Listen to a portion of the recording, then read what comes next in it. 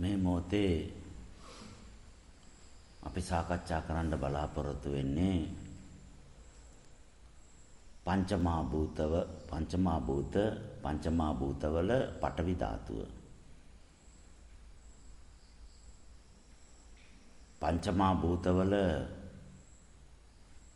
ස්වභාවය ඒ පිළිබඳව ඊටාම මූලික වෙච්ච කරුණු කාරණා තොරතුරු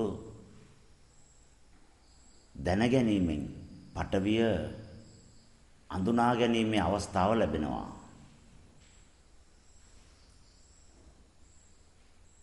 පඨවි ධාතුව සාකච්ඡාවට යොමු කරන්න අදහස් කළේ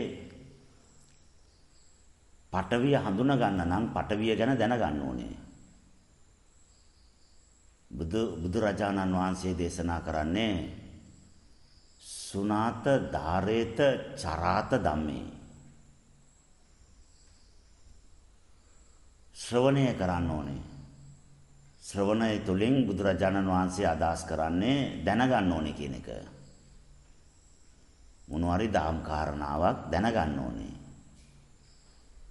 දැනගත් එක ධාරණය කරගෙන පුරුදු කරාම තමයි ප්‍රත්‍යක්ෂ වෙන්නේ. එනම් පඨවිය ලෙස ප්‍රත්‍යක්ෂ වෙන්න නම් ඒකට බණ අහන්න ඕනේ. සුනාත ශ්‍රවණය කරන්න ඕනේ. ඒ කාරණය තමයි හැමදාම පාන්දර නැගිටලා අපි කරන්නේ. අද මාතෘකාව පඨවියට ආරක්ෂා විය හැක. පඨවියට ක්‍රියා කළ හැක. පඨවියට වෙනස් විය හැක. පඨවියට ආරක්ෂා විය හැක. තාම අපි පඨවිය හඳුනා ගන්න යන ගමන් මේ පඨවිය ගැන කතා කරනකොට පඨවිය මූලික කොටස් දෙකකට බෙදෙනවා. අර පාරක් ගිහිල්ලා දෙකට බෙදෙන්නේ වමට දකුණට කියලා. ඒ වගේ පඨවිය මූලික කාණ්ඩ දෙකකට බෙදෙනවා. එකක් තමයි ජීව කාණ්ඩ, අනිත් එක භෞතික කාණ්ඩ. තව කාණ්ඩ තියෙන්න පුළුවන් අපි දන්නේ නැහැ. දන්න ටික තමයි මේක. කොච්චර එව්වත් අපට හම්බ වුනේත් නැහැ. ජීව කාණ්ඩ කියලා සත්ත්ව කාණ්ඩයක් විදියට, භෞතික කාණ්ඩ කියලා අප්‍රාණික කාණ්ඩයක් විදියට මේ පඨවිය දෙකකට බෙදෙනවා. මේ දෙකටම ආරක්ෂාව තියෙනවලු. මේ භෞතික කයේ සෛලයක් ඇදුනාම ඒ සෛලයේ ආරක්ෂාව පඨවිය විසින්ම නිර්මාණය කරගන්නවා. කවුරු හරි කෙනෙක් ගිහිල්ලා ග්ලූකෝස් සෙල්සියස් 37ක වගේ උෂ්ණත්වයට දාලා දහනය කරලා උෂ්ණත්වය හදලා ශක්තිය බවට, ශක්ති ප්‍රභවයක් බවට පරිවර්තනය කරලා මේ සෛල වලට ජීවත් වෙන්න කියලා එහෙම කියපු අවස්ථාවක් මොනවාර තියෙනවද? කවුද මේක කළේ? කවුද මේක කරවන්නේ? පඨවිය දන්න අය දන්නවලු කවුද කරන්නේ කියන එක. ඒ නිසා තමයි බුදු පියාණන් වහන්සේ දේශනා කරන්නේ පඨවිය ලෙස හඳුනාගත්තොත් එයා ආර්ය ශ්‍රාවකෙන්, සම්මාදිට්ඨි ශ්‍රාවකෙන්. පඨවිය ලෙස අඳුනා ගන්න පඨවිය මොකද්ද කියන එක දැනගන්න ඕනේනේ. ඒකට ඒ පඨවිය දැනගත්ත ගුරුවරයෙක්ගේ ඇසුර ඕනේ, කල්යාණ මිත්‍ර ඇසුර ඕනේ. දේශනාවල තියෙනවා බුදුරජාණන් වහන්සේම ශ්‍රී මුකෙන් අනුශාසනා කරපු අවස්ථාවක් එක. දහම ලැබෙනවා නම් ඒ කියන පණිවිඩය ආගන්න පුළුවන් අවස්ථාව තියෙනවා නම් දහන්නේ නැති වුණත්, ඉන්න තැනක් නැති වුණත්, පිණි බහගෙන බඩගින්නේ හරි වෙවුල දුක් විඳගෙන ඉඳලා ඒ පණිවිඩය ආගන්න කියලා කියනවා. ඕනම පරිත්‍යාගයක් කරලා ඒ පණිවිඩය දැනගන්න කියලා කියනවා. දානමාන අම්බෙලා ඉඳුන් හිටුන් අම්බෙලා සියලු පාසුකම් තියනවලු. ඒ කියන පණිවිඩය ඇයෙන්නේ නැල්ලු. පැදුරට නොකිය යන්න කියලා කියන්නේ. පැදුරට කන්නේ නැහනේ. පැදුරට ඇයෙන්නෙත් නැහනේ.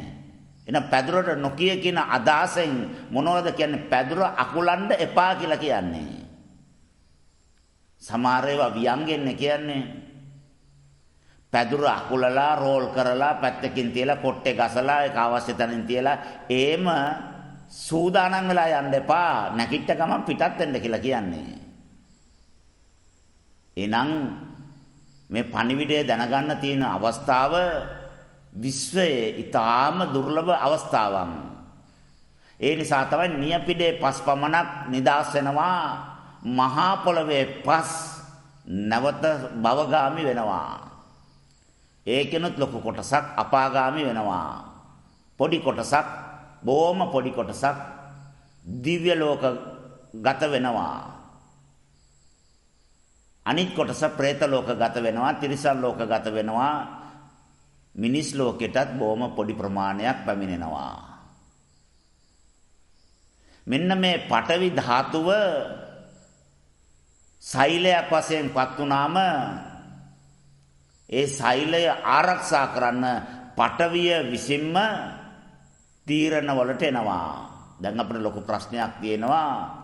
ඉතක් නැති සෛලය තමන්ගේ ආරක්ෂාව පිළිබඳව කටයුතු කළේ කොහොමද? මේ සෛලය නිර්මාණය වෙන සමීකරණය අණු වල තිබුණා. ඒ අණු ඒක රාශි වෙලා ඉලෙක්ට්‍රෝන උනා, පොට්‍රෝන උනා, නියුට්‍රෝන උනා. 6ක් එකතු වෙච්ච නිසා කාබන් උනා, 8ක් එකතු වෙච්ච නිසා ඔක්සිජන් උනා, නයිට්‍රජන් උනා, හයිඩ්‍රජන් උනා. ඒවා පඨවි, ආපෝ, තේජෝ, වායෝ, ආකාශ කියලා පංච භූත බවට පරිණාම වුණා. ඒ පංච භූත ඒක රාශි වෙලා ජීවීන් බවට, වස්තුන් බවට පරිණාම වුණා. දැන් ජීවියෙක් විදියට ගත්තාම, සත්වයෙක් විදියට ගත්තාම ආරම්භය අණුනේ.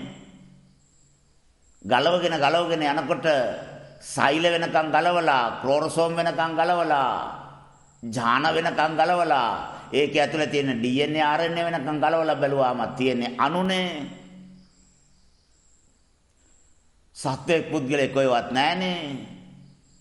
එතකොට මේ සෛලයක ආරක්ෂාව අර කියන සෛලය නිර්මාණය වෙන්න කලින් තිබිච්ච අණුවෙම තිබුණා. ඒකට කියනවා නියුට්‍රෝන නම් න්‍යාෂ්ටික ශක්තිය, පොට්‍රෝන නම් පරමාණු ශක්තිය, ඉලෙක්ට්‍රෝන නම් අණු බල ශක්තිය. අණු බලාගාරයක්, නියුක්ලියර් බලාගාරයක්, බල ශක්ති බලාගාරයක්. මේ අණු තුනම ශක්ති විශේෂ තුනක්. න්‍යාෂ්ටීය බලය ඉලෙක්ට්‍රෝන වල බලයට සමාන නැහැ. ඉලෙක්ට්‍රෝන න්‍යාෂ්ටි බලය පොට්‍රෝන වලට සමාන නැහැ. ඇයි ඒ? අණු තුනේම භ්‍රමණ වේග තුනක්.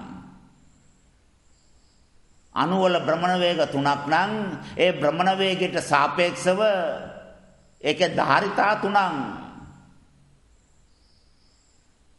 ඍණ ස්වභාවය, ධන ස්වභාවය, බිඳුව ස්වභාවය කියලා ඒ අණු වල ක්‍රියාකාරී ස්වභාවයත් වෙනස්. ඒ අණු වලට ඒ න්‍යාෂ්ටීය ස්වභාවය, ඉලෙක්ට්‍රෝන උනොත් ඉලෙක්ට්‍රෝන එකේ න්‍යාෂ්ටීය, පොට්‍රෝන උනොත් පොට්‍රෝන වල න්‍යාෂ්ටීය, නියුට්‍රෝන උනොත් නියුට්‍රෝන වල න්‍යාෂ්ටීය. ඒ අණු වල භ්‍රමණ වේගය නිසා අටගත් න්‍යාෂ්ටීය බලය, ඉලෙක්ට්‍රෝන න්‍යාෂ්ටික බලය, පොට්‍රෝන න්‍යාෂ්ටික බලය, නියුට්‍රෝන න්‍යාෂ්ටික බලය කියලා නියුට්‍රෝන කියලා බලයක් තියෙනවලු, පොට්‍රෝන කියලා බලයක් තියෙනවලු, ඉලෙක්ට්‍රෝන කියලා බලයක් තියෙනවලු. ඒ ඉලෙක්ට්‍රෝන එකේ තියෙන්නේ ඉලෙක්ට්‍රෝන න්‍යාෂ්ටික බලයක්ලු. ඔක්කොම න්‍යාෂ්ටික බල තමයි තියෙන්නේ. භ්‍රමණ වේග තුනක් නිසා ධාරිතාව තුනක් වුණා. ඒ ධාරිතාව තුනක් නිසා ඒ බල ශක්තිය ස්වභාවය තුනක් බවට පත් වුණා. බලාගාර තුනකින් හදන සෛලයක් ගැන කතා කරන්න දෙයක් නැහනේ. ඒ නිර්මාණයේ ශක්තිය කොච්චර තියෙන්න ඕනේද? ඒ අණු නිර්මාණය වෙනකොට ඒ අණු වල තොරතුරු වලට අණුව ඥාන කොයි විදියටද නිර්මාණය වෙන්න ඕනේ? ඒ ඥාන කොයි විදියටද ගබඩා වෙන්න ඕනේ? ඒ ඥානවල පැවැත්ම තැම්පතුව කොයි විදියටද තියෙන්න ඕනේ කියන එක පිළිබඳව ඒ අණු තීරණය කරලා පුද්ගලයේ සත්වයක් නැහැ. අණු තීරණය කරලා ඒ විදියට පරිණාම වෙච්ච මේ සෛලය ඒ සෛල තුල තියෙන ක්ලෝරෝසෝම් ටික එකේ ඉඳලා 23ක් වෙනකන් ජෝඩු තියෙනවනේ. තනියෙන් ගත්තාම 46ක්. ඒවා වල තියෙනවා මේ සෛලයක ආරක්ෂාව පැවතෙන්න ඕන විදිය. කැඩුනොත් කොහමද? තැළුනොත් කොහමද? රිකවර් කරන්න පුළුවන් වුණොත් කොහමද? රිකවර් කරන්න බැරි වුණොත් කොහමද? පිටස්තරෙන් සතුරන්ගෙන් පාර දෙනවා කියන වෛරස් වර්ග, බැක්ටීරියා වර්ග, ෆංගස් වර්ග ආවොත් සටන් කරන්න ඕනේ කොහමද? ඒවා ආරක්ෂා කරගන්න අපි ගන්න ඕන තීරණ මොනවද? සෛලයකට ගැටලුවක් ආවොත්, අවදානමක් ආපදාවක් ආවොත් මොන කෙමිකල් වර්ග, රසායනික ද්‍රව්‍ය අරගෙන ඇන්ටිබොඩි එකක් හදන්න ඕනේද? සොල්දාදුව කොයි විදියට හදන්න ඕනේ? අතට දෙන්න ඕනේ වෙපන් එක මොකද්ද?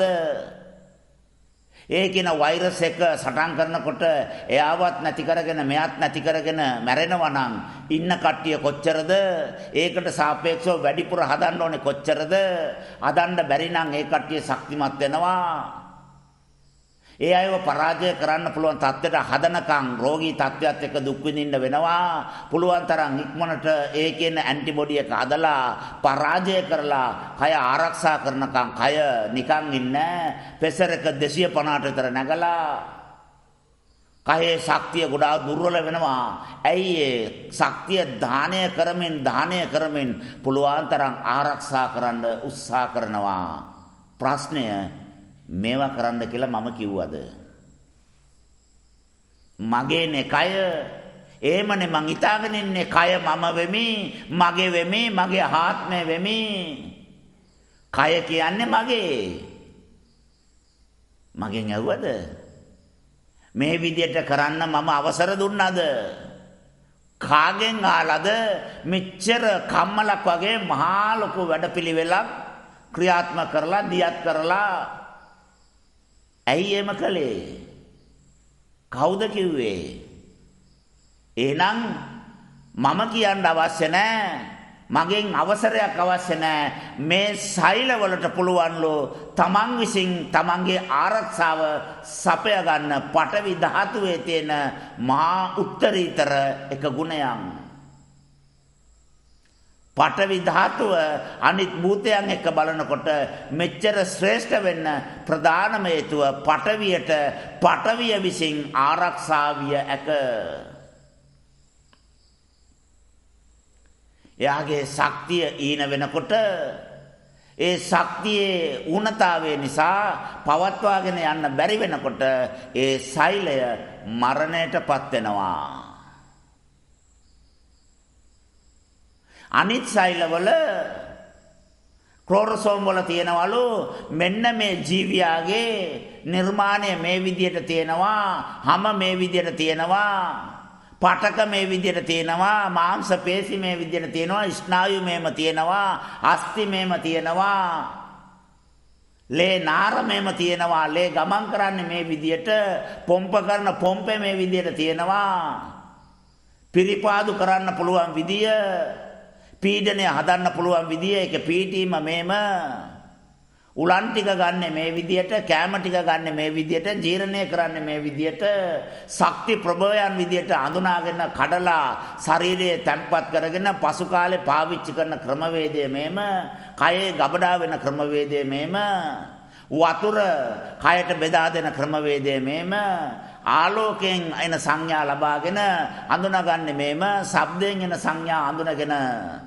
ඒ තොරතුරු ලබා ගන්න මේම, රසයක් ස්පර්ශ වුණොත් ඒකෙන් එන සංඥා අඳුනගන්නේ මේම, ගඳ සුවඳෙන් එන සංඥා අඳුනගන්නේ මේම, ස්පර්ශයෙන් අඳුනගන්න සංඥා අඳුනගන්නේ මේම. තරංග වලින් ිතන දේවල් දැනගෙන නිවැරදි කරගන්නේ මේම. ඔක්කොම තියෙනවා. මට කරන්න කිසිම දෙයක් නැහැ. මම ගියත් නිකන් ආගන්තුක අමුත්තෙක් විදියට, සංගවුණු අමුත්තෙක් විදියට වාඩි වෙලා අවුරුදු උත්සවය බලාගෙන ඉන්න තමයි තියෙන්නේ. අවුරුදු උත්සවය කියලා කිව්වේ මේ කයට කනා මුට්ටි කඩනවා, බනිස් කනවා, ටොපිසවීමේ තරංගය, අලියට ඈතීමේ තරංගය, ලනු හැදීමේ තරංගය, උඩ පැනීමේ තරංගය, දුර පැනීමේ තරංගය. සංගවුණු අමුත්තා වාගේ මේ කය තුළ මම සංගවිලා බලන් ඉන්නවා. මොකද්ද මේ කතන්දරේ? කතන්දර ගොඩාක් කාලා තියෙනවා. නමුත් මේක ටිකක් අමුතු කතන්දරයක්. සෛල වලට පේනවලු, සෛල වලට ඇයෙනවලු, සෛල වලට දැනෙනවලු, සෛල වලට හැංගෙනවලු, සෛල වලට තේරෙනවලු. මොකද්ද මේ කතන්දරේ? මේ කලුත් එකක්. පටවියට දැකිය ඇක කියලා කිව්වොත් විශ්වාස කරන්න පුළුවන්ද? ඔප්ටොමොලොජි කියලා කිව්වම පිළිගන්නව නේද? එහෙනම් මේ චක්කුව කියන පටවියට පේනවා. එහෙනම් බුදුරජාණන් වහන්සේ මුලපරියාය සූත්‍රය තුල පටවිය ලෙස හඳුනා ගන්න කියලා කියප එක සරල එකක් නෙමෙයි. මේ සත්‍යයට එක තේරුම් ගන්න මේ බුද්ධ ශාසනය 2600ක් ගියාලු තාම පටවිය ඇඳගෙන, පටවිය කාලා, පටවිය පරිභෝජනය කරලා, පටවිය එළවගෙන ගමන් ගිහිල්ලා, පටවියේ නිදාගෙන කොට්ට පැදුරු විදියට හැමදේම පටවියෙන් කරලා, පටවිය මොකද්ද කියලා අහුවාම ඔළුව කසකස ඉන්නවා. ඉස්සොරි. එයාගේ ඔළුවේ ඉස්සොරි. ඔළුව කසකස කල්පනා කරනවා. මොකක්ද දන්නේ? පැදුර කියන්නේ මොකද්ද? කොට්ටේ කියන්නේ මොකද්ද? ලියන පෑන කියන්නේ මොකද්ද? සටහන් තබන කොළය A3 A4 කියලා කියන්නේ කොළය කියන්නේ මොකද්ද? දාගෙන ඉන්න ඇඳුම මොකද්ද? සපත්තුව මොකද්ද? පළඳගෙන ඉන්න මුදුමාල මොනවද? කන කෑම මොනවද? ඔක්කොම පටවි. හැබැයි පටවිය අඳුරන්නේ කොච්චර දුර්වලද? කොච්චර බොළඳද? මෙන්න මේ පටවියට පේනවලු, පටවියට ඇයෙනවලු, පටවියට දැනෙනවලු, පටවියට සිතෙනවලු, පටවියට තේරෙනවලු. එහෙනම් පටවිය කියන්නේ මොකද්ද? සී නැතුව වැටුණලු. එහෙනම් මේ පටවි ධාතුව තමන්ගේ ආරක්ෂාව තමන් විසින් නිර්මාණය කරගන්නවා. බැරි වෙලාවත් ප්‍රාණ ශක්තිය අඩු වෙලා, තැලිලා පොඩි වෙලා මැරුණොත් අනිත් සෛලවල තියෙනවා ක්ලෝරෝසෝම් වල මේ තැනේ තියෙන්න ඕනේ සෛල ප්‍රමාණය. ටග්ගාල බලන සෛල කීයද? 1,25,000ක් මැරිලාද? පොඩ්ඩක් ඉන්න එන්නම්. ලේ වලින් පට්ටික හදලා, සෛල ටික හදලා, අර ටික ඔක්කොම ගලවලා, ලේ වලට මුදා අරලා, වකුගඩු වලින් පෙරලා, බයිස්රාවය කියලා එළියට යවලා, අලුතෙන් ලේ මුදවලා, කිරි මිදුනම මුදෝපකිරි යදනවා වාගේ මුදවනවා. මුදවලා සෛල හදලා තිබිච්ච විදිහටම හදනවා. පොල්ලකින් ගැව්වා අතට, සෛල 75ක් කැඩුනා, මැරුණා. ඒ සෛල නැවත ඇදුවාම අත තිබිච්ච විදිහට එනවා. එතනින් කඩාගෙන අලුත් අතක් එළියට එන්නේ නැහැ. ඇයි එහෙම? තොරතුරු වල එහෙම එකක් නැහැ. අපේ සෛලවල අපේ සම්පූර්ණ නිර්මාණය පීඨීම තියෙනවා. අපේ හැමේ පාට, උස, පළල, ස්වභාවය හැම එකක්ම ඒකේ තීරණය වෙලා තියෙනවා. ඒ නිසා කොච්චර කැළුණත් නැවත හදන්නේ ඒ විදියටමයි. දනිසේ ඇප්පුණා, සෛල ගණනාවක් කැඩුනා, නැවත අදනකොට ඇසක් ඇදිලා. දනිසට පේනවා. එහෙම කවදාවත් අපි ආලා නැහැ. සෛලනේ, ඈත් සෛලනේ, දනිසත් සෛලනේ. මැරිලා අලුතෙන් ඇදෙනකොට වෙන එකක් ඇදෙන්න බැරිද? උරපත්ත ගහක වැදුනා. ඒ මැරිච්ච සෛල නැවත ප්‍රතිසංස්කරණය වෙනකොට කණක් ඇදිලා. unwanted growth එකක්. ඇහෙනවා, උරපත්තට ඇහෙනවා. කවදාවත් වෙලා නැහැ. මූණේ සෛල දවසට කෝටියක් විතර මැරෙනවලු. කෝස්ටික් සෝඩා දාලා හැමදාම මූණ හොදනවලු. කලබල වෙන්න එපා, සබන් කැටේට කිව්වේ. කෝස්ටික් සෝඩා දාලා හැමදාම මූණ හොදනවලු. ඒ කෝස්ටික් සෝඩා වල තියෙන සැරට සෛල ගැලවිලා කෑ ගාගෙන යනවා, තැම්බිලා යනවා. කොමඩ් එකක් වැසිකිළියක් ඇසිඩ් ගාලා හොදනවා වගේ මූණ ඇසිඩ් ගාලා හොදනවා. ඒ ගැලවෙන සෛල නැවත නැවත හැදෙනවා. හැබැයි මිනිස්සයා වෙනස් වෙන්නේ නැහැ. ඒ වයසට ගැලපෙන විදියට, ඒ වයසට ගැලපෙන සෛලයට සමාන සෛලමයි හදන්නේ. මැරෙන සෛල වෙනුවට 16යි මාස 3 සෛල හැදෙන්නේ නැහැ. 16යි මාස 3 කෙනෙකුට අවුරුදු 80ක සෛල හැදෙන්නේ නැහැ. දැන් පවතින වර්තමාන සෛලය මොකද්ද? ඒ සෛලයට සාපේක්ෂව පවතින ශක්තිය කොච්චරද? ඒකට ගැළපෙන සෛලය හදනවා. එහෙනම් මේ සෛලය ඇදෙනකොටම එයාගේ ආයුෂ තීරණය වෙලා තියෙනවා 120යි කියලා. ඒකට සාපේක්ෂව එයා පවතින ඕන කාලය තීරණය වෙලා සෛලය ක්‍රමානුකූලව වයෝවෘද්ධ වන ක්‍රමවේදය ශක්තිය විසින් තීරණය කරලා. decision of energy particle. ඒක අපි ගත්ත තීරණයක් නෙමෙයි. ශක්ති විශේෂය විසින් ගත්ත එකක්. ශක්තිය තීරණය කළා අවුරුදු 20 මෙයා මෙන්න ඕනේ, 40 මෙන්න ඕනේ, 60 මෙන්න ඕනේ, 80 මෙන්න ඕනේ, 100 මෙන්න ඕනේ, 120 දී මේ විදියට තමයි ඉන්න ඕනේ. ඒ කාලවලට සාපේක්ෂව ඒ අණුවල එකතු වෙච්ච පරමාණු බල ශක්තිය ක්‍රමානුකූලව ශක්තිය සේවෙලා ඒ කාලවලට ඔබින විදියට ශක්තිය අඩු වෙච්ච නිසා ඒ ශක්තිය අඩු වීමේ හේතුවෙන් සෛලවල හැලීමක්, තැලීමක්, සැඟවීමක් පවතිනවා. අපේ සෛලවල ඒ ප්‍රභාස්වර ගතිය, තරුණ ගතිය සැඟවිලා යනවා. ඉස්සරට වඩා ටික වයසයි වාගේ. වයසයි වාගේ නෙමෙයි, තරුණ ගතිය, ස්වභාවය, ඒ පෞරුෂත්වය සැඟවිලා යනවා. අණුවල ශක්තිය අඩු වෙනකොට ඒ අඩු වෙන ශක්තියට සාපේක්ෂව සෛල වයසට යනවා. එහෙනම් මේක මම ගත්ත තීරණයක් නෙමෙයි, මගේ ප්‍රාණ ශක්තිය ගත්ත තීරණයක්. පුංචි කාලේ ඉඳලා බ්‍රහ්මචර්යාවේ ඉඳලා දසසිල් ආරක්ෂා කරලා සිල්වත් සංවරව භාවනා යෝගීව ඉන්න කෙනෙක් හම්බ වෙනවා. පාස්පෝර්ට් එක බලනවා, මූණ බලනවා, පාස්පෝර්ට් එක බලනවා, මූණ බලනවා, මේක තාත්තගේද කියලා අහනවා. ඇයි? ඒකේ ලොකු වයසක් පේනවා. ඇවිල්ලා ඉන්න කෙනා පොඩි එක්කෙනෙක්. සෛලවලේ ස්වභාවය නෑ. දැක්ක ගමම වයස පේනවා. ඒ වයසටයි ලියකිලි වල තොරතුරු වලට සමාන නෑ. සැකයක් එනවා. බලන්න සෛලවල න්‍යාස්ටි වල තියෙන ශක්ති ධාරිතාව, අණුවල ශක්තිය, පරමාණු වල ශක්තිය තමයි තීරණය කරන්නේ. ඒවා ඒක රාශි වෙලා නිර්මාණය වන වස්තු වල, ජීවීන් වල ආයුෂ පවතින්න ඕනේ කොහමද? සෛල පවතින්න ඕනේ කොහමද? ඒවා වයෝ වෘද්ධ වෙලා මරණයටපත් වෙන්න ඕනේ කොහමද කියන එක. අපේ සෛල වලට ආරක්ෂා විය හැක.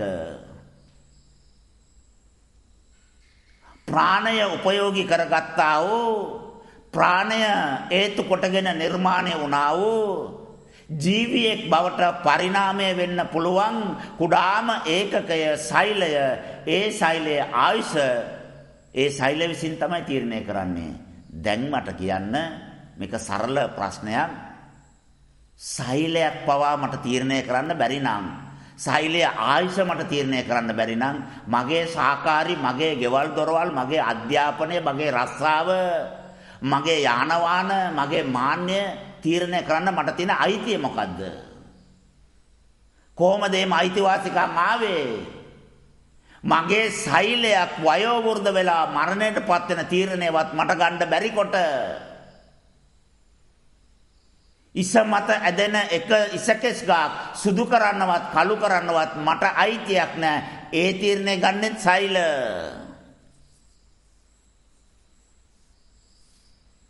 මගේ සෛලයක්වත් මට පාලනය නැත්තම්, වසඟේ නැත්තම්, මගේ අයිතියේ නැත්තම්, කොයිදෝ ඉන්න තාත්තගේ අම්මගේ දරුවෙක්ට මුද්දක් දාලා අස්සමක් ගාලා එක්කන් ආවම යා පාලනය වෙයිද? වනවිලුවක් වගේ දැනෙන්නේ නැද්ද? අධ්‍යාපනයෙන් උගතෙක් ඉන්න පාලනය මට දුන්නේ කවුද? අධ්‍යාපනයෙන් පාලනය කරන්න පුළුවන් කයක්ද මේක? මාන්නෙන් පාලනය කරන්න පුළුවන් කයක්ද මේක? කවදාවත් බෑ. ධර්මයට විතරක් කීකරු වෙන, ධර්මයේ කරන කොටගෙන පාලනය වෙන කයක් මේක. ඒ නිසා තමයි ධම්මං සරණං ගච්ඡාමි කියලා කිව්වේ. වෙන මොකටවත් පාලනය වෙන්න පුළුවන් නම් උත්සාහ කරලා බලන්න. try කරන එක වරදක් නෙමෙයි. මාන්නෙන් පාලනය කරලා බලන්න රිදෙන විදිය, උඩඟු කමෙන්, ආංකාර කමෙන්, ඉතුවක්කාර කමෙන් ජීවත් වෙලා මේක පාලනය කරලා බලන්න. රිදෙන විදිය, අසරණ වෙන විදිය, යන්නේනමන් නැති වෙනවා. එහෙනම් මේක මේ කිසිම දෙයකින් පාලනය වෙන්න ධර්මය කරන කොටගෙන පමණක් පාලනය වෙන සුළුයි. ධර්මයට පමණයි මේ සෛල ඇවුම්කන් දෙන්නේ. ධම්මෝ රක්කති ධම්මචාරී.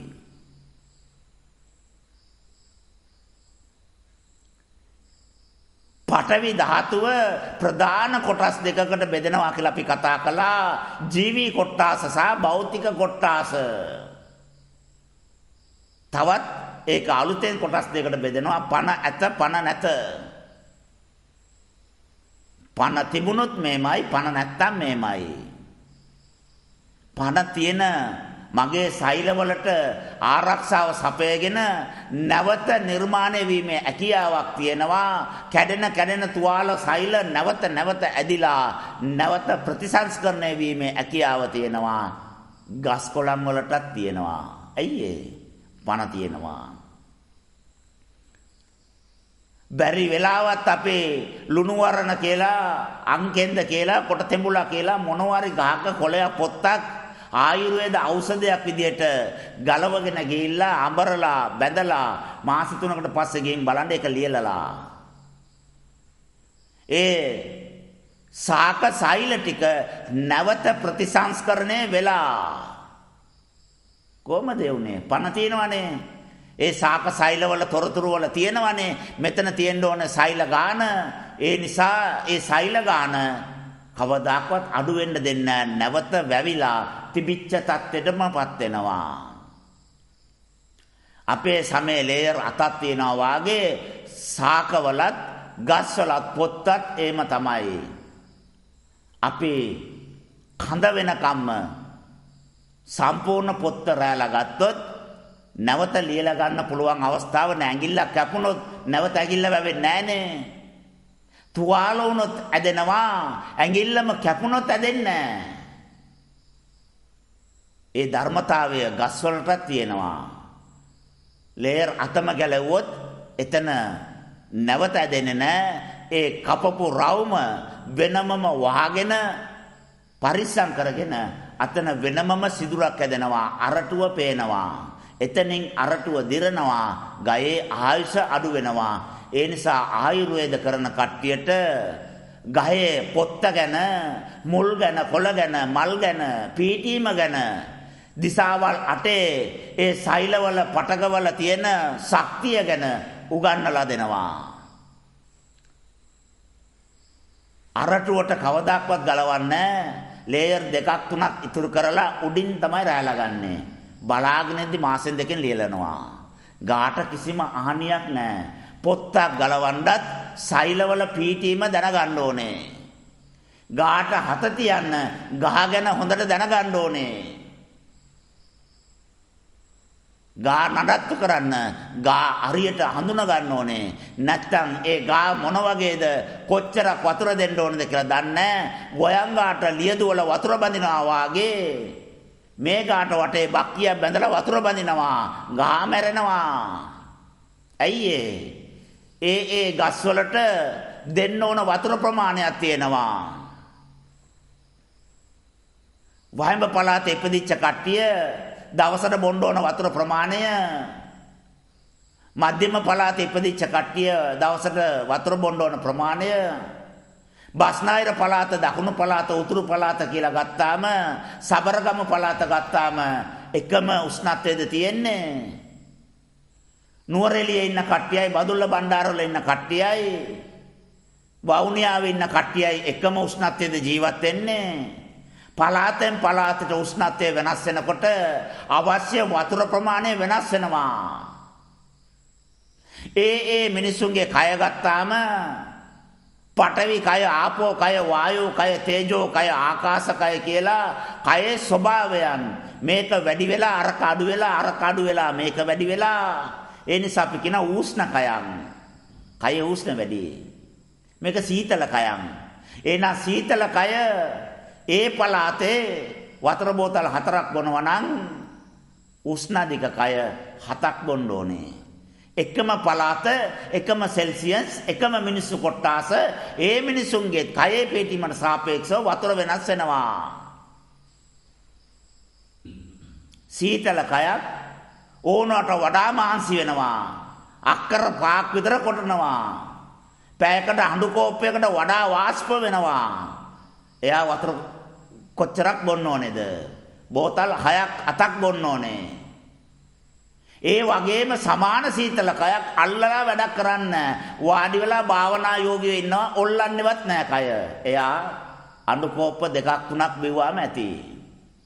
බලන්න පළාතෙන් පළාතට උෂ්ණත්වය වෙනස් වෙන නිසා ආපෝ වල අවශ්‍යතාවය වෙනස් වෙනවා.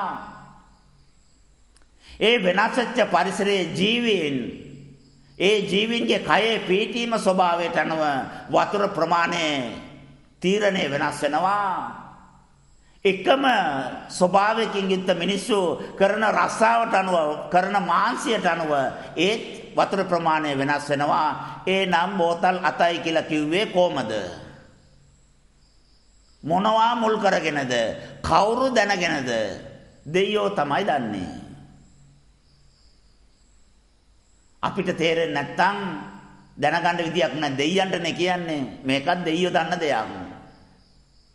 එහෙනම් මේ වතුර මේ සත්වයාට මේ තරම් වෙනස් වෙනවා නම් ගස්වලට ඒ පළාත් වලට සාපේක්ෂව වතුර වෙනස් වෙනවා. ඒ පළාත් වල තියෙන ගස්වලට සාපේක්ෂව වතුර වෙනස් වෙනවා. ඒ ගස් පීටලා තියෙන විදියට සාපේක්ෂව වතුර වෙනස් වෙනවා. ඒක පාර්ශිකද ද්විපාර්ශිකද ඒ පාර්ශික ගස්වල තියෙන අතු ප්‍රමාණයට ඒ කඳේ ඝනත්වයට ඒ ප්‍රමාණයන් වෙනස් වෙනවා.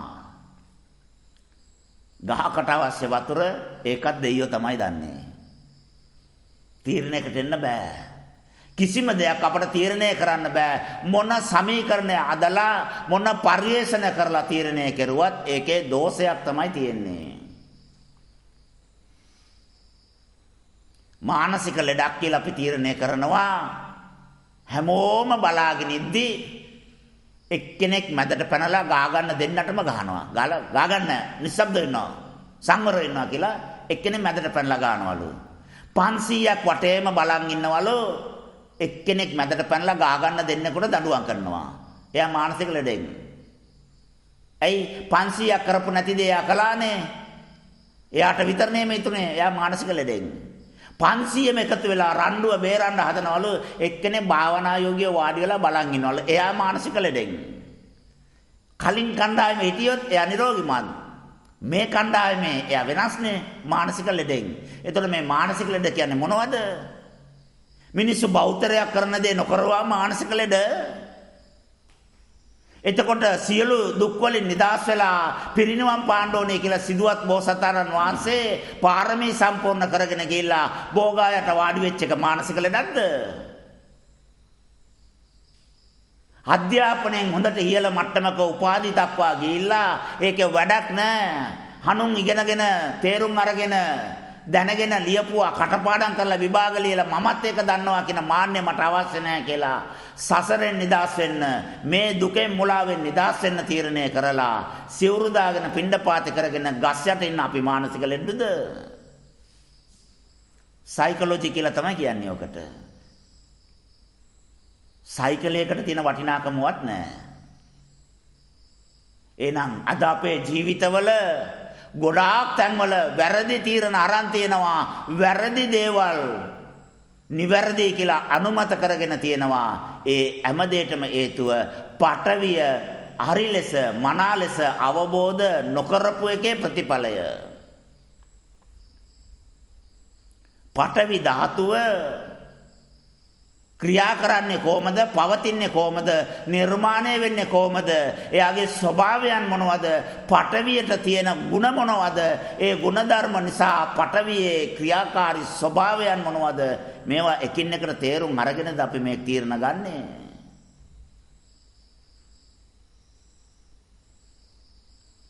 සිමෙන්ති වලින් ඇදුවොත් 1 2 3 මිශ්‍රණය දැම්මොත් 35 මිශ්‍රණය 45 මිශ්‍රණයට ආයුෂ මෙච්චරයි කියලා අපි කියනවා. සිවිල් කියලා කියනවා ඒකට. සිවිල් ඉංජිනේරින් 1 2 3 දානවා, මැටලුත් දානවා, වැලිත් දානවා, උණුගල් පුච්චලා හඹරලා ගත්ත සිමෙන්තිත් දානවා.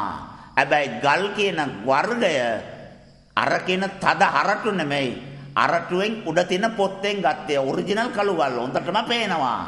හැබැයි පරිේශණයෙන් කරලා බලුවාම අර අරටුවේ තියෙන ගලට වඩා මේ ගලේ ශක්තිය 60%ක් අඩුයි. අර කියන අවුරුදු 100 පවතීද? වැලි වල ටිකක් මඩ ගතිය වැඩි. ඒ කියන ශක්තිය පවතීද? වැලි වල කැට ගතිය වැඩි. ඒ කියන ශක්තිය පවතීද? වතුර වැඩි වුණා. ශක්තිය පවතීද? දහනකොට පවතින වායු ගෝලයේ උෂ්ණත්වය වැඩි. ඒ කියන ශක්තිය පවතීද? ප්‍රමාණය වෙනස් වුණා. ඒ කියන ශක්තිය පවතීද? හරියට ප්‍රසාරණය වෙලා හරියට පැක්කුන්නේ නැහැ. ඒ දාපෝ කොන්ක්‍රීට් එකේ ඇතුලේ කුවර ආකාශ ධාතුව තිබිච්ච නිසා ඒ වායු ස්තරලය නිසා හරියට පැක් වෙලා නැහැ. ඒ ශක්තිය පවතීද? එහෙනම් මේම දැම්මොත් අවුරුදු 100යි කියලා කවුද තීරණය කළේ? කොහමද තීරණය කළේ? ඒක ඒ විදිහට පවතින කොහමද දාන්නේ? ඒ වැලි ටික කොහමද ගන්නෙ? මෙච්චර ලොකු ප්‍රමාණයක් දාන්න ඒ පදමට ඒ ධාරිතාවට පිරිසිදුවට පෑදිලිවට හරියට මේවා සම්පාදනය කරන්න අවුරුදු කීයක් යයිද? කවදද පාලම දන්නේ? එකක්වත් සාර්ථක නැහැ. පවතින් නැති යුගයක සියල්ල අනිත්‍ය කියන ධර්මයට ගමන් කරන යුගයක පවත්වන්න උත්සාහ කරපු එක තමයි ලොකුම වරද. ප්‍රාණය බවට පත් වුණොත් ප්‍රාණ ශක්තිය භෞතිකයේ බවට පත් වුණොත් භෞතික ශක්තිය. එහෙනම් මේ භෞතික වල තියෙන අණු වල පැවැත්ම තීරණය වෙන්නේ ඒ අණු වල න්‍යාස්තික බලය. අණු ශක්තිය තමයි ඒ වස්තුවේ පීඨීම තීරණය කරන්නේ. ඒ කාලේ ගත්ත ෆෝන් එකන් දිලිසෙනවා. ලස්සනට තියෙනවා. අවුරුදු 5ක් පරණයිනේ. ඒ පෙනුම ගොඩාක් අවලක්ෂණ වෙලා දිලිසෙන ගතිය ගිහිල්ලා. මොකද අණු දි รา පත් වෙලා ගැලවිලා ගිහිල්ලා. එහෙනම් අණු ආපහු ඇදෙන්නේ නැද්ද? ඇදෙන්න ප්‍රාණය නැනේ. ප්‍රාණ ශක්තිය තිබුණොත් නැවත ඇදෙනවා. භෞතික ශක්තිය තිබුණොත් නැවත ඇදෙන්නේ නැහැ. ඒවා අණු වලට ගැලවිලා දි รา පත් වෙලා යනවා. ජීර්ණය වෙලා යනවා. මේ සරල දේ තේරුම් ගන්න බැරුව මේ පඨවිය කියන ඝන වස්තුව දෙකකට බෙදෙනවා. ජීවි අජීවි කියලා වස්තු දෙකට බෙදෙනවා. ඒ දෙකේම ප්‍රාණය ඇති කට්ටියට නැවත ඒ සෛල අදා ගැනීමේ හැකියාව තියෙනවා. ප්‍රාණය නැති කට්ටියට සෛලවල ඒ කියන්නේ අණුවල ශක්තිය අඩු වෙනකොට අණු ගැලවිලා වැටෙනවා. නැවත අණු නිර්මාණය වෙන්නේ නැහැ. පඨවියට ආරක්ෂා විය හැක. පඨවියට ආරක්ෂාව ඒ පඨවියේ තියෙන ප්‍රාණය ඒ පඨවියේ තියෙන ශක්ති විශේෂය තමයි තීරණය කරන්නේ. පඨවියේ ආරක්ෂාව අපට දෙන්න බෑ. පඨවිය ආරක්ෂාව කලින් තීරණය වෙලා පඨවිය ආරක්ෂා වෙන්න ඕන විදිය පඨවිය තුල අන්තර්ගත වෙලා බලාගෙන ඉන්න තමයි තියෙන්නේ. කොච්චර පරිස්සම් කරුවත් ඒ කියන භෞතික දේවල් දි รา පත් වෙනවා, ගෙවල් දි รา පත් වෙනවා, බඩු මුට්ටු දි รา පත් වෙනවා, වාහන දිරනවා, යකඩ දිරනවා, උළු දිරනවා. මොකවත් ඒකාකාරීව පවතින්නේ නැහැ. පවත්වන්නත් බෑ. අණුවක් නිර්මාණය වෙනකොටම ඒ අණුවේ න්‍යාස්තිය නිර්මාණය වෙලා න්‍යාස්තියට සාපේක්ෂව අණුවේ ශක්තිය තීරණය වෙලා ඒ අණු ඒකරාශි වීමෙන් ගොඩනගෙන සෑම භෞතික වස්තුවකම ආයුෂය තීරණය වෙලා ඉලෙක්ට්‍රොනික උපකරණයක් අරන් බලන්න කන්ඩෙන්සරේට ආයුෂයක් තියෙනවා, රෙසිස්ටරේට ආයුෂයක් තියෙනවා, ඩයෝඩේට ආයුෂයක් තියෙනවා, IC එකට ආයුෂයක් තියෙනවා, ට්‍රාන්සිස්ටර් වලට ආයුෂයක් තියෙනවා. ඒ ආයුෂ ඉවර වෙනකොට ක්‍රියා විරහිත වෙනවා. ආලෝකය ලබන්න බල්බයක් දාලා බලන්න පැය ගාණක් තියෙනවා. එතනින් පස්සේ ෆිලමන්ට් එක ගියා. වළක්වන්න බෑ. ඒ අණු ඒකරාශි වෙනකොට ඒ අණුවල ධාරිතාවට සාපේක්ෂව තීරණය වෙච්ච ශක්තියට අනුව පවතින ඕන කාලය තීරණය වෙලා සක්කරයටවත් කාලය වෙනස් කරන්න බෑ. බුදුරජාණන් වහන්සේ දන්නවා මගේ කාලය ඉවරයි, ආයු සංස්කාරය අත්හරිනවා.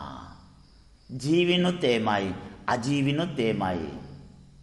මෙන්න මේ පඨවිය තුල සංගවිච්ච ස්වභාවය, පඨවියේ තියෙන සුවිශේෂ ධර්මතාවය අඳුරගන්න නැතුව පඨවිය අඳුරගන්නේ කොහමද? මිනිස්සෙක්ගේ නමක් දන්නේ නැල්ලෝ, ගමක් දන්නේ නැල්ලෝ, චරිත ස්වභාවය අඳුරන්නේ නැල්ලෝ, මොකවත්ම දන්නේ නැල්ලෝ. කොහමද යාළු වෙන්නේ? එයා කවුද, මොනවද කරන්නේ, කොයි වගේ කෙනෙක්ද? එයාව අඳුනගත්තාම නිකම්ම ිතවත් වෙනවා. පඨවියට අපි මිතුරු වෙලා නැහැ. පඨවියත් එක්ක අපි ඇසුරු වෙලා නැහැ. ඒ හින්දා පඨවිය අඳුනගෙන නැහැ. අඳුනගත්තේ නැති පඨවිය කොහමද පඨවිය ලෙස දැනගත්තේ? අවුෙච්ච නිසාද? අවුෙච්ච නිසා නම් පඨවිය දැනගත්තේ. මමත් සාදුකාරයක් කියනවා පඨවිය අඳුනගත්තයි කියලා. අවුනේ පඨවිය නෙමෙයි ඔබ. ඔබ පඨවියට අවුනා. පඨවිය ඔබට අවුන්නේ නැහැ. ඒකට තව කල් තියෙනවා. ඔබයි පඨවියට අවුනේ. ඒ මුලාවට තමයි සම්මාදිට්ඨිය කියලා රැවටුනේ. පඨවි ධාතුව අපිව විතරක් නෙමෙයි මුළු විශ්වයම මුලා කරන්න තරම් හරිම දක්ෂයි. පරිස්සම් වෙන්න පඨවියෙන්. පාන් කමු බෑ පාන් කන්න බෑ. සීනි වැඩි වෙනවා. මට දිය වැඩියාව තියෙනවානේ. හරි. බිස්කට් එකක් කාලා තේ ටිකක් බිස්කට් එකක් කමු. බිස්කට් එක ආසවයින්කොට උඩින් වැටිච්ච එකක්ද? වැස්සට වෑපු එකක්ද? ඒකත් පිටි වලින් තමයි හැදුවේ. බලන්න, එකකින් රවටෙන්නේ නැත්නම් ඒක තව එකකින් රවට්ටන්න පුළුවන් හැකියාව.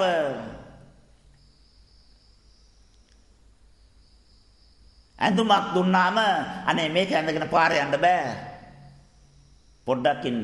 අරෙන් කැල්ලක් කැපුවා, මේන් කැල්ලක් කැපුවා, මෙතනින් පොඩ්ඩක් ඉරුවා, බොත්තම් දෙකක් දැම්මා, බිම දාලා හොඳට අතුල්ලලා නූල් ටික ඔක්කොම ඇදලා කරලා දැන් කොහමද දෙන්න මේක කීයද? වැඩිපුර දෙනවා. පඨවියට අපිව රවට්ටන්න කොච්චර පුළුවන්ද? මේ පටවියට රැවටීමේ හැකියාව දක්ෂකම තියෙන බව දන්න නිසා පෘථග්ජන ලෝකයේ මිනිස්සු ඇදුවා ලස්සන ආදානාගාරයන් මොචරියන් ආදානාගාරයන්. ඒකට ඒ සම්මුති ලෝකයේ තුල පටවි ලෝකයට කියන්නේ ෂෝරූම් කියලා. ප්‍රදර්ශනාගාර ආර්යවරු කියන ආදානාගාරයක් කියලා. ඒකේ එල්ලන දේවල් ඩමි වලට අන්දලා හිටවන දේවල් වීදුරු වලින් ඇතුලෙන් පේන්න තියපු දේවල් මේ මනුස්ස යන ගමන් නිකන් ආදානය වෙනවා. ලෝභය කුපිත වෙලා කෑ ගන්නවා. කන්න පස්සේ කමු ඉතලා මේක ගන්නවා කියලා කියනවා. පඩිය අරගෙන ගෙදර යන ගමන් මේ මනුස්සයා බඩමුට්ටු පටවගෙන යනවා. මාසයක් කන්නේ මොනවද කියන එක අමතක වෙලා ආදානය වෙලා ලෝභය කරනකොටගෙන සත්‍ය ආදානය කරන ක්‍රමයේ ආදානාගාරය මිනිස්සු මා පොළවේ ස්ථාපනය කරා. ඒක ලියාපදිංචිත් කළා. Entrepreneurship of Small Business Management. බලන්න කොච්චර ලස්සනට විෂයක් හදලා මිනිසුන්ව මුලා කරන ක්‍රමයක් හදලාද කියලා. පාරිභෝගිකයාට නැති අවශ්‍යතාවයක් ඇති කරලා ඒ අවශ්‍යතාවයට අනුව ඒ බඩු බාහිර ආදී ගැනීමේ උවමනාව අවදි කරවලා සාක්කුවේ තියෙන සල්ලි ටික ලාස්ට්ට ගන්නවා. කළමනාකරණයක්. ඒ මිනිස්සුගේ සල්ලි කළමනාකරණ කරන විදිය මිනිසුන්ගේ ලෝභය අපිට ඕන විදියට අපේ අවශ්‍යතාවයට ගලපගෙන ප්‍රයෝජන ලබන විදිය කළමනාකරණ කරන විදිය මට ඕන දේ මම අදනවලු මට ඕන දේ නිෂ්පාදනය කරනවලු ඒක සියලු මිනිස්සු මිලදීලා ගන්න ඕනෙලු ඒකට වෙළඳ පොළ හදනවලු කළමනාකරණය හරි ලස්සනයි මාතෘකාව. ඊට වඩා හොඳයි මේ මිනිසුන්ට වහ දුන්නා නම් දෙකම එකයි නේ. මාකටිං කියලා කියනවා, ස්ට්‍රැටජික් කියලා කියනවා, එතික්ස් කියලා කියනවා. මොනවා කිව්වත් මිනිස්සු රවටන එක නෙමෙයිද මේ කරන්නේ? අඩු පිරිවැයෙන් උපරිම ලාභ ලබන්න. ඒ කියන්නේ මිනිසුන්ගේ දේවල් කොල්ල කනවා කියන එක නොකිය කියනවා. අඩු පිරිවැයෙන් අඩු ලාභ ලබන්න ඇයි එහෙම එකක් කියන්න බැරිද? අඩු පිරිවැයෙන් නිෂ්පාදනය කරලා සත්‍යයේ අවශ්‍යතාවයට පූජා කරනවා. ඇයි එහෙම කියන්න බැරිද? අඩු පිරිවැයෙන් නිෂ්පාදනය කරපු නිසා නිෂ්පාදන වියදමට පමණක් සීමා වෙලා මේක වෙළඳ පොලේ විකුණනවා කියලා කියන්න බැරිද? ඇයි එහෙම විද්‍යාවල් හදන්න බෑ? අඩු පිරිවැයෙන් උපරිම ලාභය කියන්නේ මේ මනුස්ස ඇඹරිලාම යනවා. රුපියල් 100ට අදපේක 500ට විකුණනවා කියන එක කියන්නේ. ගිනි පොලියට දෙනවා කියන එක සල්ලි දීලා ගිනි පොලිය දුන්නත් බඩු දීලා වැඩිපුර ලාභ ගත්තත් දෙකම පොලිකාරයෝ නෙමෙයිද? මේ පොලි මුදලාලිලා මිනිසුන්ගේ අවශ්‍යතාවයන් දැනගෙන ඒ අවශ්‍යතාවයට ඩිමාන්ඩ් එක හදලා ඒකට අදාළ විදියට ගොඩාක් දේවල් නිෂ්පාදනය කරලා නිෂ්පාදනයේ අතිරික්තය මූදට දානවා. පාම් පිටේ හලනවා කන්ටේනර් ගණන්. හැබැයි මිනිසුන්ට දෙන්නේ නැහැ. දුන්නොත් අර වෙළඳ පොලේ මිල වෙනස් වෙනවනේ. ඒ මිල ඒ විදිහටම තියෙන්න ඕනේ. ඒක වෙනස් වෙන්න බෑ. බලන්න මේ පටවි ධාතුවේ තියෙන මුලාව, මෝහය, අපිව ආක්‍රමණය කරලා තියෙන විදිය, පාලනය කරන විදිය මේවා දන්නේ නැතෝ කොහොමද පටවිය ලෙස හඳුනගන්නේ? එල්ලලා තියෙන ධමියේ තියෙන ඇඳුම පටවියක්. ඒ පටවිය දැකලා රැවටෙනවා කියන්නේ මෙයා පටවිය හඳුනාගත්තද? බාබකියු දැක්කාම කෙල හුනනවා කටේ. ඒ මැරිච්ච සතාගේ වේදනාව දැක්කද? කුකුල් මස් කොත්තු කියනවා, මාළු කොත්තු කියලා කියනවා. කොටනකොට ඒ සතාට දැනෙච්ච වේදනාව Tamanට දැනුණාද? ඒ සත්ව කරුණාව මතක් වුණාද? ඒ ලේවල රස දැනෙනවා. හැබැයි ඒ රස දැනෙන්න ඒ සතා විඳිච්ච දුක ගැන එක විනාඩියක් වාඩි වෙලා කල්පනා කරන්න මෛත්‍රිය කරුණාව දයාව තිබුණද? තිරිසන් හොඳයිනේ ඊට වඩා. බඩගින්නට විතරයි දඩයක් කරන්නේ. සිංහයා කම්මැලිකමට දඩේ මේ යන්නේ. බඩගිනි ආවාම එළියට ඇවිල්ලා පොඩ්ඩක් ඉරිහැරලා බලනවා කෑම මොනවද තියෙන්නේ කියලා. හැබැයි මිනිස්සයා මෙච්චර දියුණු වෙලා වගා කරගෙන කන්න බොන්න පුළුවන්කම තියලා මිනිස්සයා විනෝදයට කෑම කන අවස්ථා නැද්ද? ආසාවට කෑම කන අවස්ථා රසට තණ්හාවට කෑම කන අවස්ථා සත්තුන්ට වඩා පිරිහිලා.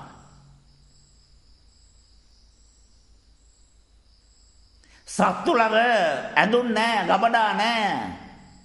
කොයිරිලා වඳුරද ඇඳුම් ඇඳගෙන ඉන්නේ. මොන බල්ලාද පාරේ ඇඳුම් ඇඳගෙන කලිසම් ඇඳගෙන ගියේ. සත්තුන්ට ඇඳුම් නැහැ. හැබැයි එළුවෙන් යන බල්ලෙක් දැකලා රාගය ඇති වෙච්ච මිනිස්සෙක් මට කියන්නකෝ. කුරුල්ලෝ ඇඳුම් ඇඳලා නැහැ. පියාඹන කුරුල්ලෝ එළුවෙන් යන්නේ. හැබැයි කුරුල්ලේ කිරිල්ලියෙක් දැකලා රාගය ඇති වෙච්ච මිනිස්සෙක් මට කියන්නකෝ. මෙච්චර පරිණාමයෙන් දියුණු වෙලා ඇඳුම් ඇඳගෙන තමයි යන්නේ. ඒ අඩුපාඩු නිසා රාගය ඇති වෙච්ච මිනිස්සු ලස්ස කීයක්ද? කවුද දියුණු වෙච්ච කට්ටිය? අර කුරුල්ලෝ දියුණු වෙච්ච කට්ටිය. ඒගොල්ලෝ දන්නව ඇඳුම් නැතුවත් මිනිසුන්ට රාගය ඇති වෙන්නේ නැතුව පාරේ යන විදිය. බල්ලෝ අපට වඩා දියුණුයි. ඇඳුම් නැහැ. හැබැයි අපිට රාගය ඇති වෙන්නේ නැතුව අපි ළඟින් යන්න දන්නවා. මිනිස්සයා ওই ටික දන්නේ නැහනේ. සත්තු ළඟ ගිහිල්ලා ඉගෙන ගන්න රාගය ඇති වෙන්නේ නැති වෙන්න පාරේ යන්නේ කොහමද කියන එක. පඨවි ධාතුව නෙමෙයිද මේවා? පඨවි ධාතුව නිසා නෙමෙයිද මේ ඔක්කොම? කෝ පඨවි අඳුනගත්තා නම් පඨවි විදිහට ආරක්ෂා කරගන්න එපාය. පඨවිය නිර්මාණය වෙනකොට ආරක්ෂාව නිර්මාණය වුණා. හැබැයි නිර්මාණය වෙච්ච පඨවිය සිත මුල් වෙලා මම ආරක්ෂා කරගන්න ඕනේද නැද්ද? කිසිම ආරක්ෂාවක් නැහැ. වෙරිබොන්නේ ආරක්ෂාව අවශ්‍ය නැති නිසානේ. අනාචාරය ඇසිරෙන්නේ ආරක්ෂාවක් අවශ්‍ය නැති නිසානේ. මේ තරම් දේපල කොල්ල කාලා එකතු කරලා මෙච්චර සංකීර්ණ කරගත්තේ ආරක්ෂාවක් අවශ්‍ය නැති නිසානේ. උදේ ඉඳලා රෑ වෙනකම් මේ පඨවි ධාතුව තම වසඟයට ගන්න, අයිති කරගන්න අම්බ කරනවා කෙරවලක් නැහැ.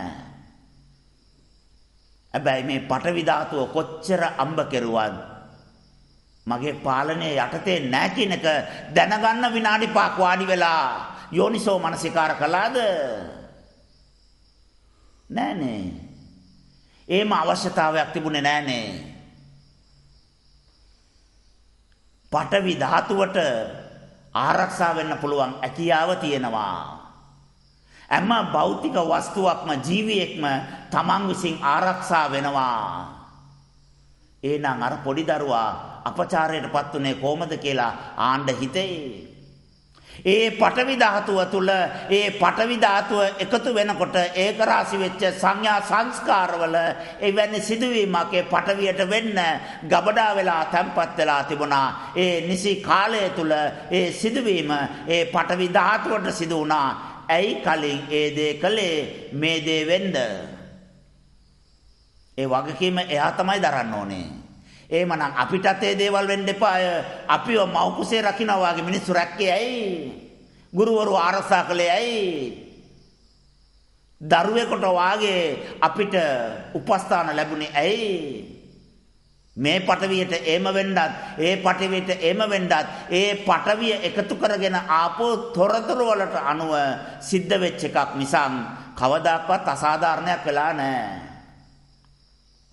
අපි අනිත් අයට අනිත් සත්තුන්ට කුමක් කරනු ලබනවාද? ඒ දේ තමයි අපටත් කරනු ලබන්නේ. අපි කුමක් කරමුද? ඒ දේම නැවත අපිට කරනු ලබමු. විශ්ව ධර්මතාවයන් වෙනස් කරන්න බෑ. ඇයි මේ පඨවිය මුරණ්ඩු? ඒ පඨවිය මුරණ්ඩුකම අරගෙන ඇවිල්ලා. ඇයි මේ පඨවිය කීකරුකම අරගෙන ඇවිල්ලා. එහෙනම් ඒ අණු ඒක රාශි වෙනකොට ඒ ඒක රාශි වෙච්ච අණු වල ගබඩා වෙච්ච තොරතුරු වලට අණුව මේ පඨවිය මේම ඉන්න ඕනේ. මේ පඨවිය මේම ජීවත් වෙන්න ඕනේ. මේ පඨවිය මේ විදියටයි ඇසිරෙන්න ඕනේ කියන එක පඨවිය නිර්මාණය වෙනකොටම තීරණය වෙලා මේ මොකවත් දන්නේ නැතුව අල්ලපු නිසා අවුෙච්ච නිසා පඨවිය අවබෝධ වුණාම සෝතාපන්නයි කියන තීරණයට ඇවිල්ලා. කොච්චර දුර්වල බොළඳද, අනවබෝධයෙන් යුක්තද මේ කියන පඨවි ධාතුව, මේ කියන පඨවියට නැවත නිර්මාණය වීමේ හැකියාව තියෙනවා. හැබැයි ඒ නිර්මාණය తాවකාලිකයි. ඒ නිසා තමයි අනිත්‍යයි කියලා බුදුරජාණන් වහන්සේ දේශනා කළේ. මේ ලෝකයේ කිසිම දෙයක් ස්ථිර වශයෙන් පවතින්නේ නැහැ. මුළු විශ්ව තරලයේම මන්දාකිනියම ශීරපතේම භ්‍රමණය වෙන නිසා ඒක තුල තියෙන සියලුම සත්තු භ්‍රමණය වෙනවා, ග්‍රහයෝ භ්‍රමණය වෙනවා. අපේ සෛල භ්‍රමණය වෙනවා, අණු භ්‍රමණය වෙනවා, විශ්වය භ්‍රමණය වෙනවා, අපේ ග්‍රහලෝක මණ්ඩලයම භ්‍රමණය වෙනවා. භ්‍රමණය වෙන නිසා න්‍යාස්ටියක් හැදෙනවා, න්‍යාස්ටියට ධාරිතාවක් තීරණය වෙනවා. ඒ ධාරිතාව භ්‍රමණය වෙන නිසා ශක්තිය ෂය වෙනවා. ෂය වෙන නිසා ඒක කාලයක් යනකොට පවතින්නවත් බැරි තරම් ශක්තිය නැති නිසා විනාශ වෙලා යනවා. ඇතිවීම, පැවතීම, නැතිවීම, ඉපදීම, වයසට යාම, ලෙඩවීම, මරණය කියන සංකල්පය භෞතික වස්තුවටත් ප්‍රාණ වස්තුවටත් ඇදුනා. මේක පටවියේ තියෙන ඊටාම සුවිශේෂ වූ උත්තරීතර වූ ධර්මතාවයක්. ඒ උත්තරීතර ධර්මතාවය කීයෙන් කී දෙනෙක් තේරුම් ගත්තද, අවබෝධ කළාද? මෙන්න මේ පටවි ධාතුවට ආරක්ෂා වෙන්න පුළුවන්. ඒ ආරක්ෂාව පටවි ධාතුව තුළ නිර්මාණය වෙනවා. භෞතික වස්තු වලට ආයුෂ තීරණය වෙනවා.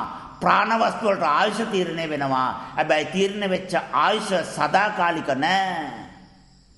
ඒ ආයුෂ එක්තරා කාලයක් යනකොට ඉවර වෙලා, ඡය වෙලා, නැති වෙලා යන සුළුයි. මෙන්න මේක තේරුම් ගත්තාම කවදාකවත් පටවිය එක ගැටෙන්නේ නැහැ අපි. පටවිය සරණ යන්නේ නැහැ අපි. වස්තුව සරණ යන්නේ නැහැ අපි. ගොඩාක් පටවිය එකතු කරගෙන මාලිගා අදාගෙන යකඩ එකතු කරගෙන මේ පටවි වල අයිතිකාරයා මම කියන උම්මත්තක වෙන්න උත්සාහ කරන්නේ නැහැ මම. පටවිය ලෙස දැනගන්න මම උත්සාහ කළේ නෑ. පටවිය මං අත්පත් කරගන්නයි උත්සාහ කළේ. පටවිය පාලනය කරන්නයි මං උත්සාහ කළේ. පටවිය ආක්‍රමණය කරන්නයි උත්සාහ කළේ. පටවියේ අයිතිකාරයා වෙන්නයි උත්සාහ කළේ. අර මාත්‍යෙක් ඇවිල්ලා කියනවා, ස්වාමිනී මගේ නෝනත් එක්ක ජීවත් වෙන්න බෑ, හරිම අසත්පුරුසයි. තණ්හාව වැඩි, ලෝභය වැඩි, ඊර්ෂ්‍යාව වැඩි, සමගියෙන් ඉන්න බෑ, සාමයෙන් ඉන්න බෑ. මෙයත් එක්ක ජීවත් වෙලා මට කලකිරිලා තියෙන්නේ. මං ඇහුවා, නෝනව පාලනය කරන්න උත්සාහ කළා, හදන්න උත්සාහ කළා, තේරුම් ගන්න උත්සාහ කළාද? අනේ නෑනේ ස්වාමිනී, යන්න මාස 6ක් කල් දෙන්නම්. එයාව තේරුම් අරගෙන දැන් අදන්න පුළුවන්ද බැරිද කියලා කියන්න. බැරි නම් අදන ක්‍රමය කියන්නම්. දැන් අදන්න එපා, එයාව තේරුම් ගන්න. මාස 6කට විතර පස්සේ අදිසියේ එක තැනක හම්බුණා. මාස 7ක් විතර ගිහිල්ලා, ස්වාමීනි තේරුම් ගන්න එයාව හදන්න හරි පාසුයි කියලා මට හිතුණා. ඇඩ ගැහිලා එයාව ටෙක්නිකලි කොහොමද පොඩ මූව් කරන්න කියලා මට තේරුණා. එයා තුළ තියෙන ලෝභය නැති කරන්න එයා ගොඩාක් කැමැති අයට දන් දෙන්න පරිසරය හැදුවා. එයාගේ යාළුවන්ට එයා දෙන්න හරි කැමැති. ඒගොල්ලන්ට දෙන්න පුරුදු කරලා ක්‍රමානුකූලව අනිත් අයටත් දෙන්න පුරුදු කරලා දුන්නම ලැබෙන සතුට එයාත් එක්ක වාඩි වෙලා කොපි ෂොප් එකේ පැය ගණන් කතා කළා. ඔයාගේ යාළුවට අර ඇඳුම දුන්නම හරි සන්තෝෂයි නේද? ඒම තමයි මේ ලෝකේ යමක් නැති කෙනෙකුට එයාට අවශ්‍ය දෙයක් දුන්නාම ඒම සතුට ලැබෙනවා. ඒ සතුට අපිට දැනෙනකොට බලන්න තේ බොන්න බෑ, කෑම කන්න බෑ. ඒ දානයේ වටිනාකම කියලා දීලා දැන් ගොඩාක් අයට ගොඩාක් දේවල් දෙනවා ස්වාමීනි. අපේ දුර්වලකම් අනිත් අය ඉවසනවා නම් ඇයි ඒ අයගේ දුර්වලකම් ඉවසන්න බැරි කියලා එයාව තේරුම් අරගෙන වාඩි වෙලා කතා කළා ස්වාමීනි. නිින්ද යනකම් කතා කළා. එයා ටික ටික තේරුම් අරගෙන ගොඩාක් වෙනස් වෙලා ස්වාමීනි ඉතුරු ටික අදා ගන්න පුළුවන්. පාලනය කරන්න උත්සාහ කරන්න එපා. තේරුම් ගන්න උත්සාහ කරන්න. මෙච්චර කාලයක් අපි පටවිය පාලනය කරන්නයි උත්සාහ කළේ. පටවිය කුමක්ද කියන තේරුම් ගන්න අපි කවදාකවත් උත්සාහ කළේ නැහැ. තේරුම් ගන්න උත්සාහ කරපො නැති නිසා කවදාකවත් පටවිය අපට තේරුනේ නැහැ. හැමදාම මුලා වුණා, හතරමං වුණා, අසරණ වුණා. මේ ලබාපු මිනිසත් භවයේ උත්තරීතර අවස්ථාවක් දායාදයක් අපට ලැබිලා තියෙනවා. මානකම කියන ඒ අතිපූජනීය අවස්ථාව දැන් පටවිය තේරුම් ගමු. පටවිය අඳුනාගමු. පටවිය මොකද්ද කියන එක ලෝකෙට කියමු. කෝටි 800ම ආර්ය ජාතියේ ඉපදිලා සම්මාදිට්ඨි ශ්‍රාවකයන් බවට පත් වෙමු. ආර්ය යුගයේ අදන්න නම් ඉස්සෙල්ලාම ආර්ය වෙන්නේ කොහමද කියන එක අපි දැනගන්න ඕනේ. එහෙම දැනගත්තොත් තමයි ආර්ය වෙන්න උදව් කරන්න අපට පුළුවන්කම ලැබෙන්නේ. පඨවි ධාතුවට ආරක්ෂා විය හැක. පඨවි ධාතුවේ ආරක්ෂාව පඨවිය විසින්ම තීරණය කරනු ඇත. මා විසින් කරන්න කිසිම දෙයක් නැහැ. පඨවිය අඳුනාගෙන තේරුම් අරගෙන පඨවිය කියන්නේ මේකයි කියලා ප්‍රත්‍යක්ෂ කළාම මම පඨවිය නිදාස් වෙනවා. ආපෝ ධාතුවටත් ඔය වගේම ව්‍යායාමයක් තියෙනවා. ඒකත් තේරුම් අරගෙන ඒකෙනුත් නිදාස් වෙනවා. එතකොට සකු르දාගාමී වෙනවා. වායෝ ධාතුවත් මේ විදිහට නිදාස් වෙන්න තියෙනවා. මේ විදිහට ප්‍රත්‍යක්ෂ වෙලා නිදාස් වුණාම අනාගාමී වෙනවා. සිතින් සිතුවිලි වලින් තේරුම් අරගෙන නිදාස් වුණාම තේජෝ ධාතුවෙන් එයා රාත් බෝධියටපත් වෙනවා. මෙන්න මේ ධර්මතාවය පුරුදු පුහුණු කරලා පඨවිය උදේ ඉඳලා රැ වෙනකන් ස්පර්ශ කරලා පරිභෝජනය කරලා පඨවිය කියන්නේ මොකද්ද? පඨවි ස්වභාවය කියන්නේ මොකද්ද? පඨවිය මගෙත් එක්ක ගනුදෙනු කරන්නේ කොහමද? මගේ සිත පඨවිය අඳුනගන්නේ තේරුම් ගන්නේ කොයි විදිහටද කියන එක ගවේෂණය කරන්න, පරිශ්‍රණය කරන්න පඨවිය ලෙස අඳුනා ගන්න සියලු දෙනාටම තෙරුවන් සරණයි.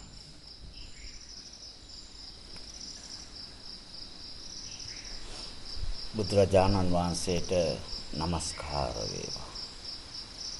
දවසේ චින්තනය පඨවි ස්වභාවය මත සිත පීඨා සිය පවතමු. අපේ නෙතට ගැටෙන සෑම රූපයක්ම පඨවි ස්වභාවයෙන් යුක්තයි. රූපයක් නිර්මාණය වන්නේ කෙසේද? ඒ රූපයේ මත පඨවිය නිර්මාණය වන්නේත් එසේමයි. රූපේ නිසා තමයි ඝන ස්වභාවය ප්‍රඥා ගෝචර වෙන්නේ. ඒ ප්‍රඥා ගෝචර වෙන නිසා තමයි පඨවිය ලෙස අඳුනා ගැනීමේ හැකියාව ලැබෙන්නේ. යම් අවස්ථාවක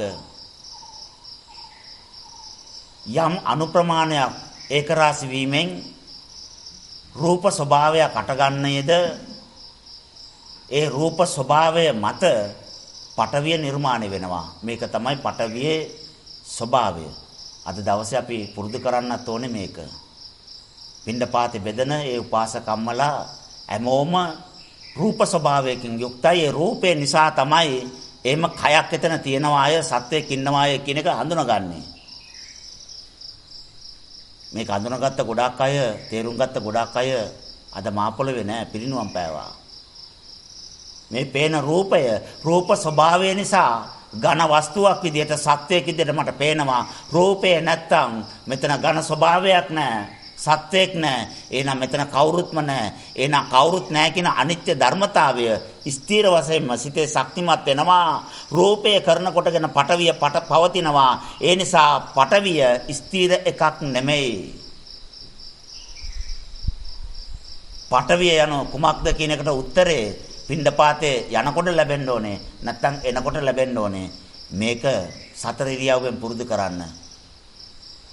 පඨවි ස්වභාවයේ මත සිත පීඨා සිය පවතමු. ත්වන් සරණයි.